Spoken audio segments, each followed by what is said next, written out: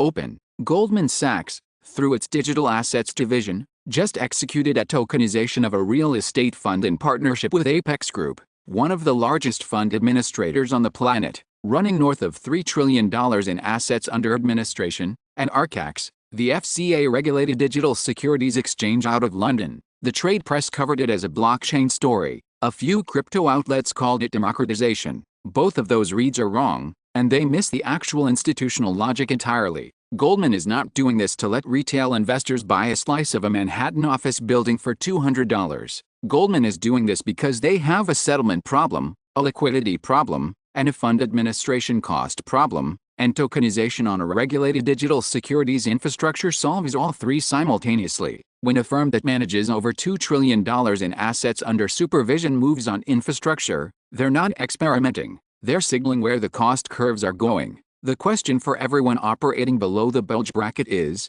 what does this mean for how deals get structured in the next 18 months, and where is the entry point for mid-market capital before this gets fully commoditized? That's what I want to work through today, the data layer. Let's start with what's actually been transacted and what the market looks like beneath the Goldman headline. The tokenized real-world assets market, which includes real estate, private credit, commodities, and fund interests, crossed $12 billion in on-chain value in early 2024 according to data tracked by RWAs and corroborated by reporting from Coinbase Institutional. That number sounds large until you compare it to the $1.3 trillion in annual private real estate transaction volume in the US alone, per Real Capital Analytics. We are at roughly 0.9% penetration on a good day. That's not a sign of failure, that's a sign of how early the infrastructure build-out actually is. On the real estate side specifically, two transactions set the institutional precedent before Goldman moved. First, Hamilton Lane tokenized a portion of its $2.1 billion global private assets fund on the Polygon network in 2022,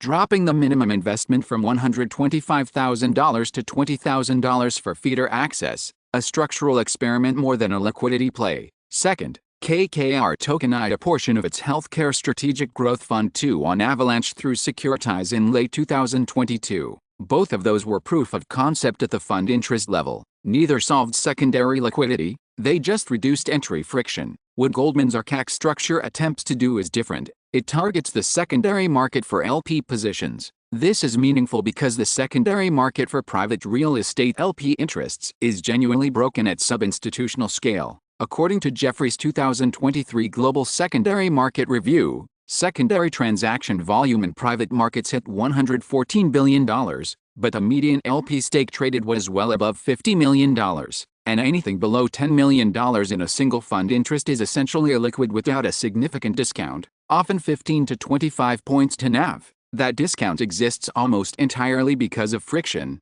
transfer agent delays, GP consent requirements, manual KYC re-verification, and settlement windows that can run 90 to 180 days. Tokenized infrastructure collapses those friction points. That's the actual trade Goldman is making. On fund administration, Apex's involvement is telling. Apex administers funds across 50-plus jurisdictions and has been building digital asset servicing since their acquisition of IPS and the internal build-out of Apex Digital. The cost to administer a traditional commingled real estate fund at mid-market scale, call it $50 million to $200 million, runs approximately 35 to 65 basis points annually on OM depending on complexity, jurisdiction, and LP count. Smart contract automation on cap table management, distributions, and NAV reporting can compress that by 30 to 40% at scale according to internal modeling I've seen from third-party administrators piloting these systems. That's real margin for sponsors and real cost savings for LPs. The mechanism. Why now? Why is institutional adoption accelerating in 2024 rather than 2021, when the crypto infrastructure hype was louder?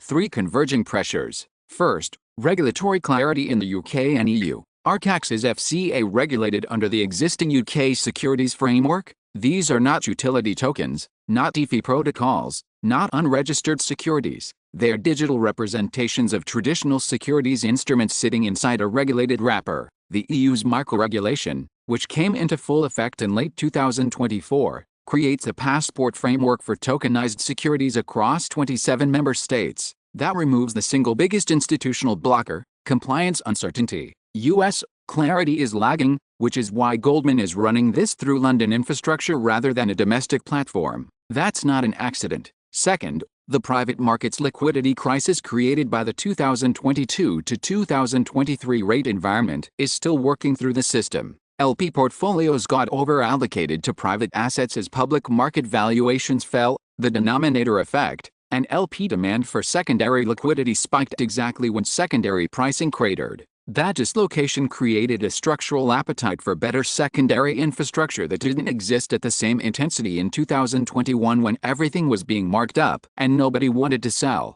Third, fund administrators and transfer agents are now at operational capacity on manual processing. The growth in private markets LP counts, driven by the democratization push from platforms like iCapital, Case, and Moonfur, created a back-office problem that is not solvable with headcount alone. Apex, State Street, and BNY have all disclosed investments in digital settlement infrastructure. When the administrators move, the operators follow because they don't have the choice. Where mid-market capital fits, here's the specific opportunity, and I want to be precise about it because the framing matters. The Goldman Apex Archax structure is built for institutional fund interests at scale. It is not built for the $15 million value-add multifamily deal in a secondary market, or the $30 million industrial acquisition in the Southeast, or the $8 million preferred equity position in a ground-up mixed-use. Those deals have an entirely different set of structural problems, and they are exactly where the tokenization infrastructure is most mispriced right now. The sub-$50 million real estate deal raised from a small LP syndicate, typically 10 to 40 investors, a mix of high-net-worth individuals, family-scale capital, and small family offices, has almost no secondary market whatsoever. The LP is locked in for the life of the deal, full stop. If they need liquidity, they negotiate privately with the GP, or they find a buyer themselves at whatever discount they can get someone to accept. There is no bid-ask spread, no transfer mechanism, no price discovery. Structuring tokenized LP interests in these deals, on a compliant, regulated digital securities platform, creates something that doesn't currently exist, a secondary bid for small format real estate equity positions. The platforms that are building in this specific lane right now include Securitize, which is SEC registered as a transfer agent and has already processed over $1 billion in tokenized securities, Tokenized, operating under EU market compliance, and ADDX out of Singapore, which is mass regulated and has executed tokenized real estate and PE fund deals in the sub-$100 million range. None of these are household names. All of them are operationally live. For a sponsor structuring a raise today, the question is whether to build the tokenized LP structure into the deal from closing rather than retrofitting it later. Retrofitting is expensive and messy. Building it in at origination, using a Reg D 506(c) or Reg S structure depending on your investor base, adds roughly $40,000 to $80,000 in legal and technical setup cost on a first deal, dropping materially on subsequent deals as the template matures. Against a fund life of 5 to 7 years, that's negligible if it results in tighter LP spreads at close, faster capital calls, and a secondary bid at year 3 or 4. Counter positions and risks. The bears have real arguments here and I don't want to wave them off. The first is liquidity circularity. Tokenizing in a liquid asset doesn't make it liquid unless there's a functioning secondary market with real buyers. Right now, the secondary markets for tokenized real estate interests are thin. We're talking about platforms with a few hundred active participants, not thousands. If you structure a deal expecting secondary liquidity and it doesn't materialize,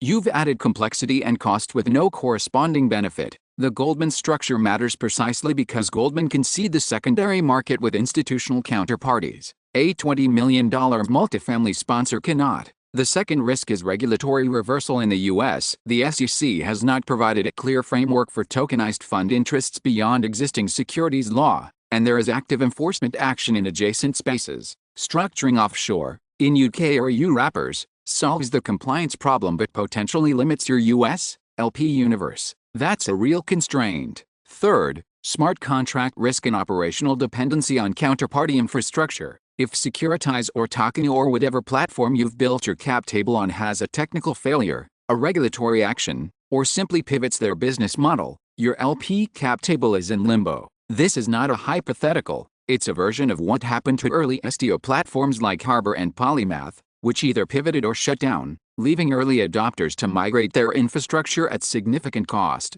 And finally, GP adoption friction. Most mid-market real estate operators, the sponsors running $50 to $300 million portfolios, don't have the legal or technical bandwidth to evaluate this infrastructure while simultaneously running deals. The learning curve is real, and bad implementation creates liability exposure. This is a place where the early movers will have an advantage, but only if they implement correctly from the start. The position I'm taking. Here's where I'm actually spending time right now. I'm evaluating co-investment alongside sponsors who are structuring tokenized LP positions into stabilized cash-flowing assets, specifically industrial and net lease in the Southeast and Mountain West, where basis is defensible and the LP hold is predictable enough that secondary pricing can be modeled. The stabilized asset matters because NAV volatility on the underlying kills secondary market function. You can't build a bid-ask spread on a development deal with a moving mark. On the lending side, I'm looking at short-duration asset-backed positions to platforms that are building the compliance and transfer infrastructure for tokenized real estate, not equity in the platforms themselves, but senior secured credit against their fee receivables and custody assets. The platforms are capital light at the infrastructure level but capital intensive on regulatory build-out (NBD). That creates a credit opportunity that most people aren't seeing because they're looking at platform equity, not platform debt. I'm also in active conversations with two sponsors who are structuring their current raises with tokenized LP interests built in from day one in the $18 million range, value-add industrial, one in the $45 million range, stabilized multifamily in a Sunbelt market. Both are using Securitize as the transfer agent and structuring under 506(c). I'm evaluating both as LP positions, not just as structural experiments. What I'm not doing, chasing platform equity in generalized tokenization companies at venture multiples. That trade is crowded, and the exit path requires a secondary market that doesn't exist yet at scale. Close. Goldman moving on tokenized real estate infrastructure through Apex and Archax is not a crypto story. It's a capital markets efficiency story. Settlement compression, secondary liquidity for LP positions, and fund admin cost reduction are the actual value drivers, and those same drivers apply at $20 million as much as they apply at $2 billion. Once the rails are structured correctly at origination, the 18-month window I'm watching is the gap between now, when the regulatory frameworks are clarifying in the UK and EU, the transfer agent infrastructure is live, and institutional validation is landing, and the point at which the major fund administrators have standardized the product and commoditized the margin. The deals that get structured correctly in that window will carry a liquidity premium on secondary exit that the market is not yet pricing in. If you're a sponsor evaluating this for your current or next raise, or a co-investor looking at this specific intersection of real estate and digital securities infrastructure, DM me at @DeBrody Official. I'm routing all of those conversations personally.